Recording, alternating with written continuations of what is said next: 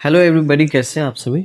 आशा है कि आप सभी अच्छे होंगे। एंड पिछले वीडियो यानी क्लास वन इंग्लिश ग्रामर के क्लास वन में आप लोगों ने ये सारी चीज़ें देखा है कि इंग्लिश क्या है, इंग्लिश एक इंटरनेशनल लैंग्वेज है एंड कहाँ की राष्ट्रीय भाषा है। तो आपने देखा इंग्लैंड की, और इंग्लिश का क्या, इंग्लिश लैंग्वेज का क्या इम्पोर्टेंस है।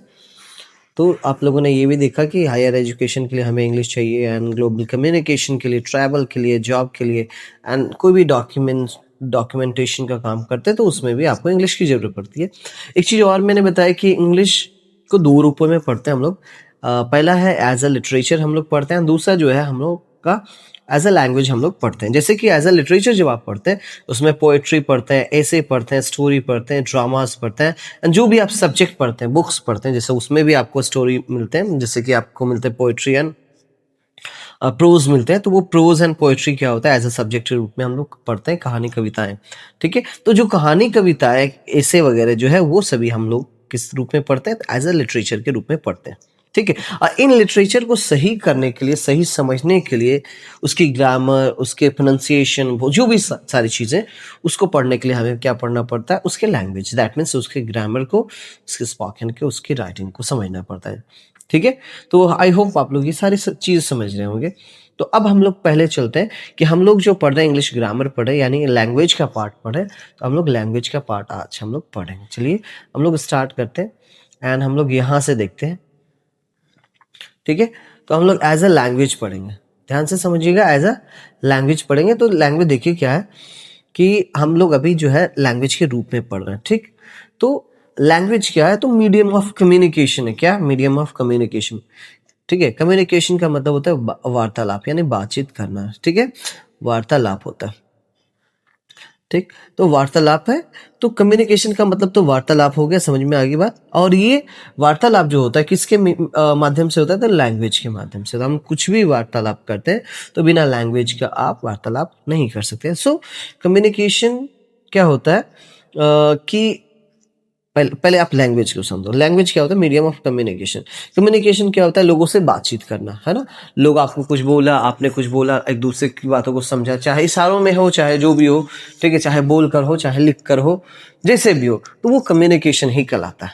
ठीक है, चाहे आप लिख के भी आप कुछ एक दूसरे को शेयर कर रहे हैं, बोल के भी एक दूसरे को शेयर कर रहे हैं, ठीक है, अपने आइडियाज को, तो वो कम्युनिकेशन कहलाता है। ठीक है, समझ में आ रही बात। तो एक कम्युनिकेशन का माध्यम क्या है, किसके जरिए आप कम्युनिकेट कर पाते हैं लोगों को, तो ये लैंग्वेज के जरिए। ठीक है, किसके जरिए, लैंग्वेज के जरिए कर पाते हैं। लैंग्वेज कितने प्रकार के होते हैं, तीन प्रकार, जैसे कि एक बोलकर होता है, दूसरा लिखकर होता है, तीसरा इशारों में होता है ना। तो इस तरीके से अब थोड़ा सा है कम्युनिकेशन के बारे में लिखा। जैसे हमने बताया कि कम्युनिकेशन जो होता है क्या होता है, कम्युनिकेशन होता है कि आप जब लोगों से बातचीत करते हैं, ठीक है, अपने आइडियाज़ को शेयर करते हैं और रिसीव करते हैं दूसरे के आइडियाज़ को, वो कम्युनिकेशन कहलाता है। इसका जो माध्यम है वो है लैंग्वेज। ठीक है, और हम किस लैंग्वेज की जानकारी ले रहे हैं, तो हम इंग्लिश लैंग्वेज की जानकारी ले रहे हैं। ठीक है, तो थोड़ा सा मैंने कम्युनिकेशन को बस यहाँ पे डाला है। और एक चीज़ मैंने लिखा है यहाँ पे, देख लो, कम्युनिकेशन इज एन आर्ट। मतलब कि कम्युनिकेशन जो है एक कला है।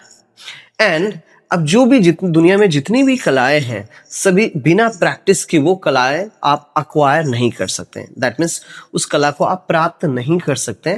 सो यहाँ पे मैंने एक वर्ड, एक सेंटेंस, एक फ्रेज लिखा है मैंने, it requires practice. That means अगर कम्युनिकेशन एक आर्ट है तो उसकी प्रैक्टिस जरूरी है। जैसे कि मान लो, आप कम्युनिकेशन का मतलब क्या, बोलना एक कला है, राइट। अगर बोलना एक कला है तो बोलने की प्रैक्टिस करनी पड़ेगी आपको, है ना। तो ये सारी चीज़ें। अब देखो क्या है कि मैंने थोड़ा सा बताया बस, कि आप समझ लो कि कम्युनिकेशन क्या है। कम्युनिकेशन आपने समझ गया कि बातचीत करना ही कम्युनिकेशन कहलाता है। ठीक है, चाहे आप जैसे बातचीत करो। दूसरा है कि कम्युनिकेशन जो होता है ना, दो प्रकार, एक वर्बल होता है, एक नॉन वर्बल होता है। याद रखना है, कम्युनिकेशन कितने प्रकार के होते हैं, दो प्रकार के। एक वर्बल होता है, दूसरा क्या होता है, नॉन वर्बल होता है। तो याद रखना है, verbal communication and non verbal communication. Verbal का मतलब होता है बोलकर, दैट मीन्स स्पीकिंग जब आप करते हैं वो वर्बल कम्युनिकेशन होता है।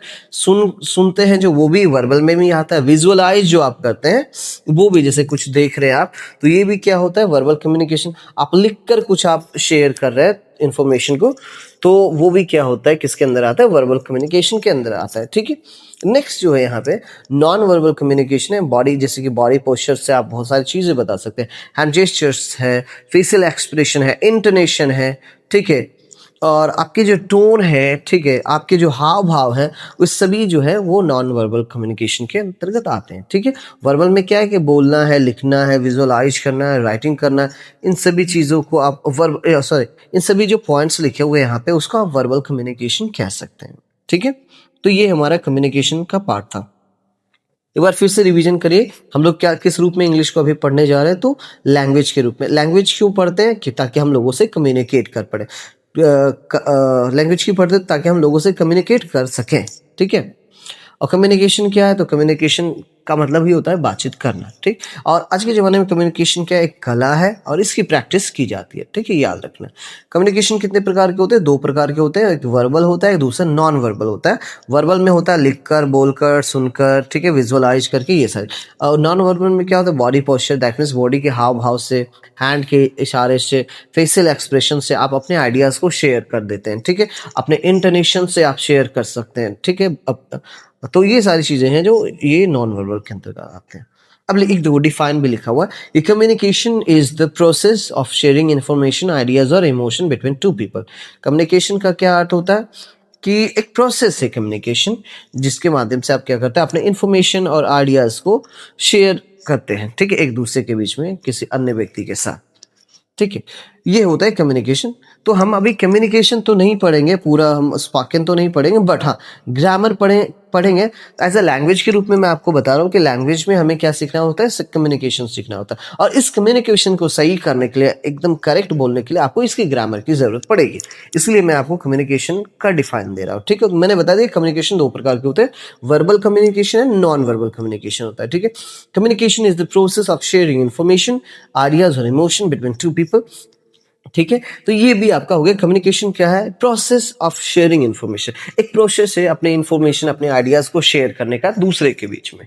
ठीक है, समझ में आ गई बात, तो ये याद रखना। अब एक लिखा हुआ एक लाइन मैंने यहाँ पे लिखा है, क्या लिखा हुआ, if you want to learn any language, अगर आप कोई एक लैंग्वेज को सीखना, किसी भी लैंग्वेज को सीखना चाहते हैं, विच कैन बी रिटेन, जो लिखा जा सकता है, और स्पोकन करेक्टली, जो और करेक्टली बोला जा सकता है, you would have to learn grammar. तो उसके लिए आपको क्या करना पड़ेगा, उस लैंग्वेज का ग्रामर आपको फर्स्ट में सीखना पड़ेगा। अगर आपको करेक्टली, मैं क्या बोल रहा हूँ, करेक्टली, ठीक है, मान लो सपोज आप हिंदी बोलते हैं, बचपन से आपने सीखा नहीं, बट आप बोलते हैं हिंदी, ठीक है, आपके नेटिव लैंग्वेज है, बट स्टिल क्या होता है, कभी कभी आपको सीखना पड़ता है। क्यों सीखना पड़ता है, ताकि उसको और ज्यादा करेक्ट कर सको। ठीक है, ग्रामर की जरूरत इसलिए पड़ती है, अपने लैंग्वेज को सही करते हैं। और यहाँ से एक चीज और भी सीखने को मिलेगा कि हम लोग ग्रामर, किसी भी लैंग्वेज का ग्रामर क्यों पढ़ते हैं, ताकि उस लैंग्वेज को सही सही बोल सके, सही सही लिख सके, सही सही पढ़ सके। इसलिए हम उस लैंग्वेज के ग्रामर को सीखते हैं। सपोज अगर हम हिंदी व्याकरण सीखते हैं, व्याकरण दैट मीन्स ग्रामर, ठीक है, तो हिंदी व्याकरण क्यों सीखते हैं, ताकि हम अपने हिंदी को सही कर सके। इंग्लिश ग्रामर को क्यों सीख रहे हैं, ताकि हम इंग्लिश लैंग्वेज को सही कर सके, राइट। कोई उर्दू ग्रामर सीख रहा है तो उर्दू को सही करने के, कोई बंगाली ग्रामर सीख रहा है तो वो बंगाली जो उसकी अपनी लैंग्वेज है उसको सही करने के लिए वो सीख रहा है। ठीक है, बोला कि we are going to learn English language, हम लोग क्या सीखने जा रहे हैं, तो इंग्लिश लैंग्वेज को सीखने जा रहे हैं। तो अगर आप इंग्लिश लैंग्वेज को सीखने जा रहे हैं तो for English language we need to learn English grammar. तो इंग्लिश लैंग्वेज को सीखने के लिए आपको इंग्लिश लैंग्वेज यानी इंग्लिश ग्रामर की जरूरत पड़ती है। तो ये सारी बातें जो इस वीडियो में आपको सुनने को मिला। ये वीडियो काफ़ी छोटा है, मैं डेली 1 से 2 पेज आपको कवर कराऊंगा। मैंने 2 पेज अभी कवर किया, तीसरा पेज इसका आएगा तीसरे वीडियो में। तो आज के लिए बस इतना ही। Thank you so much guys, and subscribe video, share the video, and आपको अगर अच्छा लग रहा है तो आप लाइक कर सकते हैं, कोई बात नहीं। अभी तो स्टार्टिंग पीरियड है, आगे बहुत सारी चीज़ें सीखने को है। मैं धीरे धीरे आपको चीज़ें बताता रहूँगा, और ये आप चाहे तो ये सारे आप नोट कर सकते हैं अपने कॉपी में, और काफ़ी बेनिफिशियल रहेगा। ठीक है, तो आज के लिए बस इतना ही। Thank you so much.